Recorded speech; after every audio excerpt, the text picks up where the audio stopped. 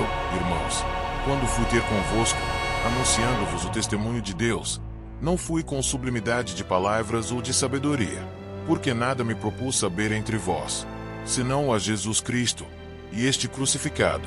E eu estive convosco em fraqueza, e em temor, e em grande tremor.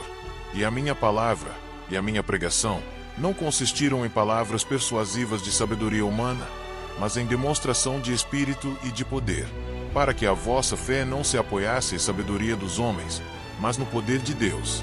Todavia falamos sabedoria entre os perfeitos. Não, porém, a sabedoria deste mundo, nem dos príncipes deste mundo, que se aniquilam, mas falamos a sabedoria de Deus, oculta em mistério, a qual Deus ordenou antes dos séculos para nossa glória, a qual nenhum dos príncipes deste mundo conheceu, porque, se a conhecessem, nunca crucificariam ao Senhor da glória.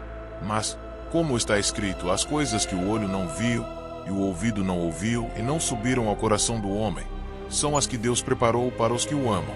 Mas Deus nolas revelou pelo seu Espírito, porque o Espírito penetra todas as coisas, ainda as profundezas de Deus. Porque, qual dos homens sabe as coisas do homem, senão o Espírito do homem, que nele está? Assim também ninguém sabe as coisas de Deus, senão o Espírito de Deus. Mas nós não recebemos o Espírito do mundo, mas o Espírito que provém de Deus, para que pudéssemos conhecer o que nos é dado gratuitamente por Deus.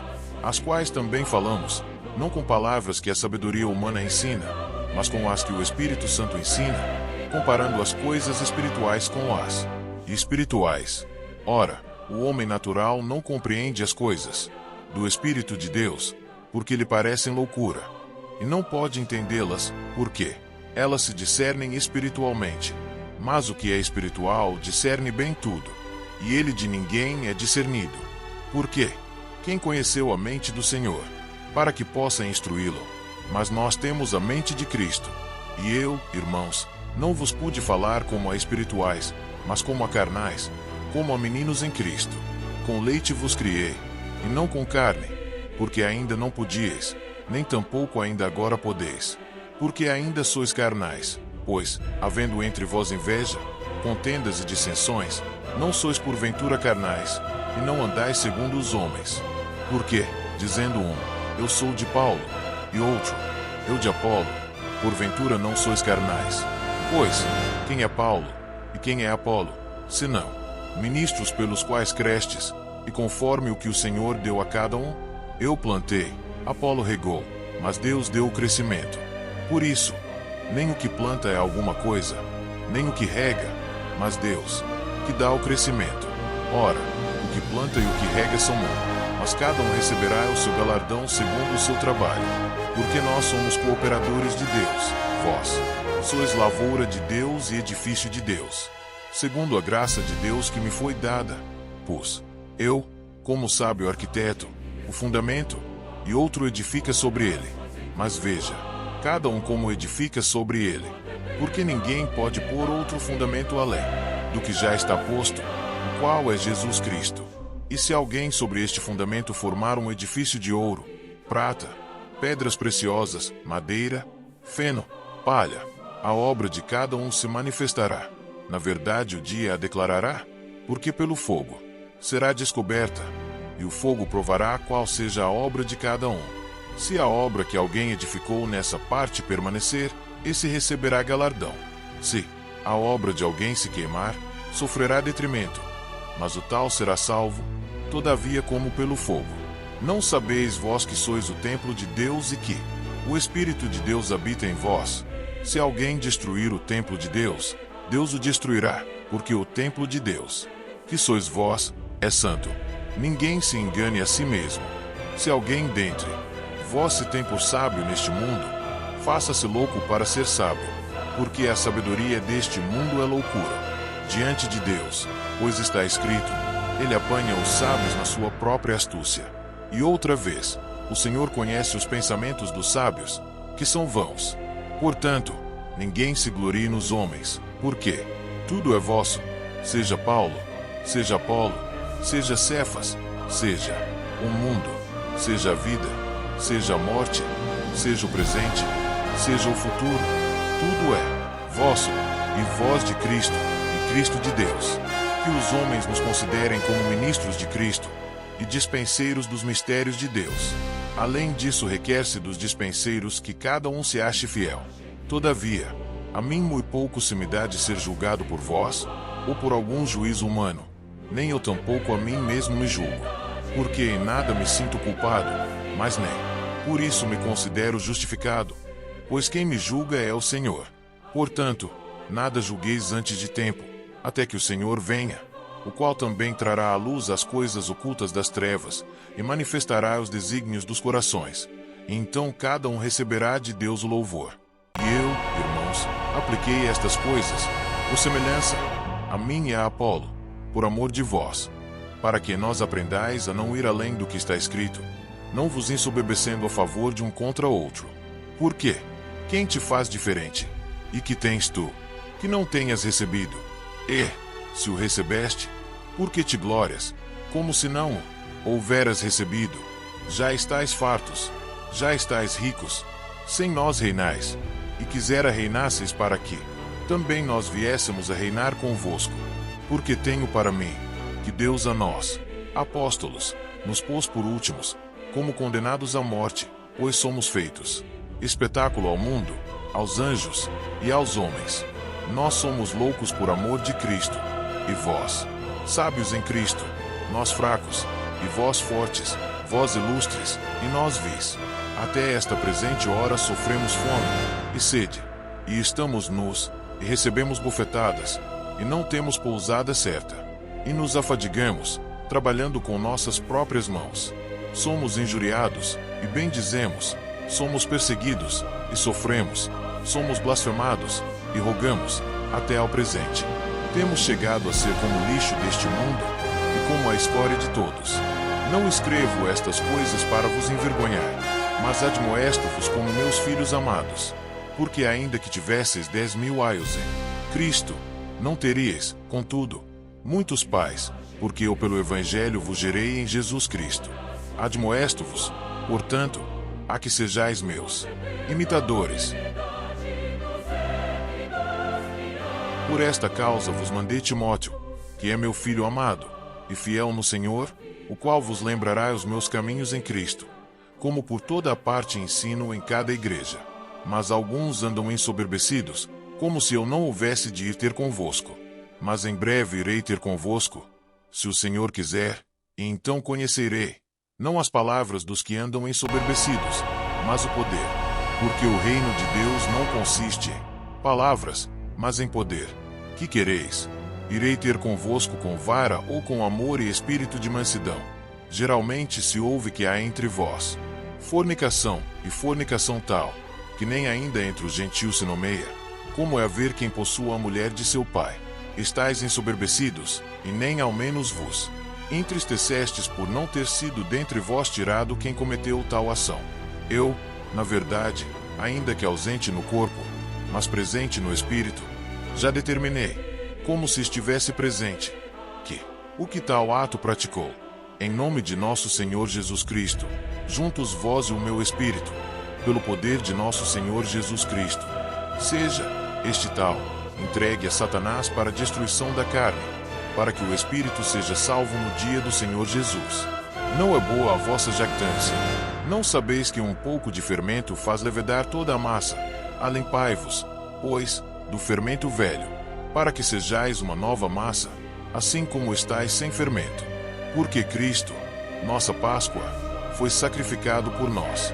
Por isso façamos a festa, não com o fermento velho, nem com o fermento da maldade e da malícia, mas com os ázimos da sinceridade e da verdade. Já por carta vos tenho escrito, que não vos associeis com os que se prostituem.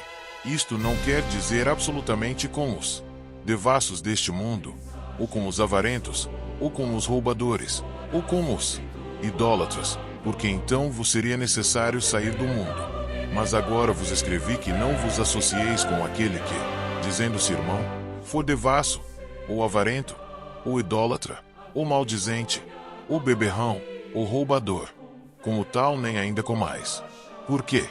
Que tenho eu em julgar também os que estão de fora? Não julgais vós os que estão dentro, mas Deus julga os que estão de fora. Tirai, pois dentre vós a esse iníquo. Ousa algum de vós, tendo algum negócio contra outro, ir a juízo perante os injustos, e não perante os santos? Não sabeis vós que os santos hão de julgar o mundo?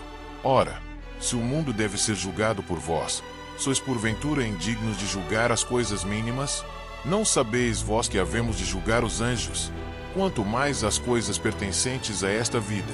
Então, se tiverdes negócios em juízo, pertencentes a esta vida, pondes para julga-los os que são de menos estima na igreja. Para vos envergonhar o digo. Não há, pois, entre vós sábios, nem mesmo um, que possa julgar entre seus irmãos. Mas o irmão vai a juízo com o irmão, e isto perante infiéis. Na verdade é já realmente uma falta entre vós, terdes demandas uns contra os outros. Por que não sofreis antes a injustiça? Por que não sofreis antes o dano? Mas vós mesmos fazeis a injustiça e fazeis o dano, e isto aos irmãos. Não sabeis que os injustos não hão de herdar o reino de Deus? Não erreis, nem os devassos, nem os idólatras, nem os adúlteros, nem os efeminados, nem os sodomitas, nem os ladrões, nem os avarentos, nem os bêbados, nem os maldizentes, nem os roubadores herdarão o reino de Deus. E é o que alguns têm sido. Mas haveis sido lavados, mas haveis sido santificados, mas haveis sido justificados em nome do Senhor Jesus, e pelo Espírito do nosso Deus. Todas as coisas me são lícitas, mas nem todas as coisas convêm. Todas as coisas me são lícitas, mas eu não me deixarei dominar por nenhuma. Os alimentos são para o estômago e o estômago para os alimentos. Deus, porém, aniquilará tanto um como os outros. Mas o corpo não é para a fornicação, senão para o Senhor, e o Senhor para o corpo. Ora, Deus, que também ressuscitou o Senhor, nos ressuscitará a nós pelo seu poder. Não sabeis vós que os vossos corpos são membros de Cristo? Tomarei, pois, os membros de Cristo, e os farei membros de uma meretriz. Não, por certo. Ou não sabeis que o que se ajunta com a meretriz, faça um corpo com ela? Porque serão, disse, dois numa só carne. Mas o que se ajunta com o Senhor é o mesmo Espírito. Fugi da fornicação. Todo o pecado que o homem comete é fora do corpo, mas o que fornica peca contra o seu próprio corpo. Ou não sabeis que o vosso corpo é o templo do Espírito Santo, que habita em vós, proveniente de Deus, e que não sois de vós mesmos, porque fostes comprados por bom preço? Glorificai, pois, a Deus no vosso corpo e no vosso espírito, os quais pertencem a Deus. Ora, quanto às coisas que me escrevestes, bom, seria que o homem não tocasse em mulher, mas, por causa da fornicação, cada um tenha a sua própria mulher, e cada uma tenha o seu próprio marido. O marido pague à mulher a devida benevolência, e da mesma sorte a mulher ao marido. A mulher não tem poder sobre o seu próprio corpo, mas tem no marido. E também da mesma maneira o marido não tem poder sobre o seu próprio corpo, mas tem-no a mulher. Não vos priveis um ao outro, senão por consentimento mútuo por algum tempo, para vos aplicardes ao jejum e à oração, e depois ajuntai-vos outra vez, para que Satanás não vos tente pela vossa incontinência. Digo, porém, isto como que por permissão e não por mandamento, porque quereria que todos os homens fossem como eu mesmo. Mas cada um tem de Deus o seu próprio dom, um de uma maneira e outro de outra. Digo, porém, aos solteiros e às viúvas, que lhes é bom se ficarem como eu. Mas, se não podem conter-se, casem-se, porque é melhor casar do que abrasar-se. Todavia, aos casados mando não eu, mas o Senhor, que a mulher não se aparte do marido. Se, porém, se apartar, que fique sem casar, ou que se reconcilie com o marido, e que o marido não deixe a mulher. Mas aos outros digo eu, não o Senhor: se algum irmão tem mulher descrente, e ela consente em habitar com ele, não a deixe. E se alguma mulher tem marido descrente, e ele consente em habitar com ela, não o deixe. Porque o marido descrente é santificado pela mulher, e a mulher descrente é santificada pelo marido. De outra sorte os vossos filhos seriam imundos, mas agora são santos. Mas, se o descrente se apartar, aparte-se. Porque neste caso o irmão, ou irmã, não está sujeito à servidão, mas Deus chamou-nos para a paz. Por quê? De onde sabes, ó mulher, se salvarás teu marido? Ou, de onde sabes, ó marido, se salvarás tua mulher? E assim cada um ande como Deus lhe repartiu, cada um como o Senhor o chamou. É o que ordeno em todas as igrejas. É para alguém chamado, estando circuncidado, fique circuncidado. É alguém chamado, estando incircuncidado, não se circuncide. A circuncisão é nada e a incircuncisão nada é, mas, sim, a observância dos mandamentos de Deus. Cada um fique na vocação em que foi chamado. Foste chamado sendo servo, não te dê cuidado. E, se ainda pode ser livre, aproveita a ocasião. Porque o que é chamado pelo Senhor, sendo servo, é liberto do Senhor. E da mesma maneira também o que é chamado sendo livre, servo é de Cristo. Fostes comprados por bom preço, não vos façais servos dos homens. Irmãs, cada um fique diante de Deus no estado em que foi chamado. Ora, quanto às virgens, não tenho mandamento do Senhor. Dou, porém, o meu parecer, como quem tem alcançado misericórdia do Senhor para ser fiel. Tenho, pois, por bom, por causa da instante necessidade, que é bom para o homem o estar assim. Estás ligado à mulher? Não busques separar-te. Estás livre de mulher? Não busques mulher. Mas, se te casares, não peças, e, se a virgem se casar, não peça. Todavia os tais terão tribulações na carne, e eu quereria poupar-vos. Isto, porém, vos digo, irmãos, que o tempo se abrevia.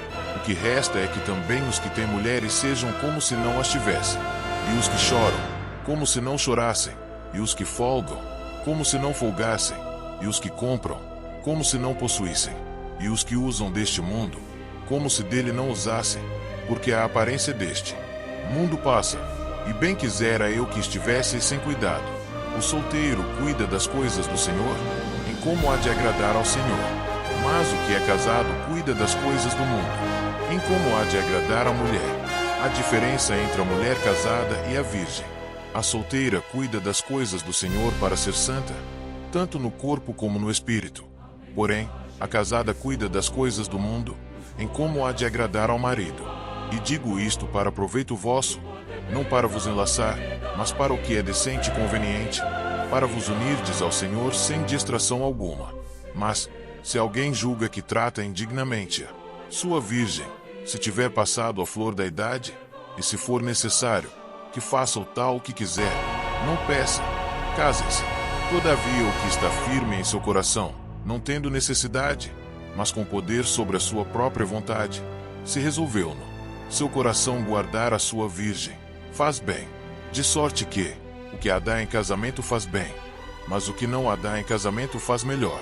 A mulher casada está ligada pela lei todo o tempo que o seu marido vive, mas, se falecer o seu marido fica livre para casar com quem quiser, contanto que seja no Senhor. Será, porém, mais bem-aventurada se ficar assim, segundo o meu parecer, e também eu cuido que tenho o Espírito de Deus.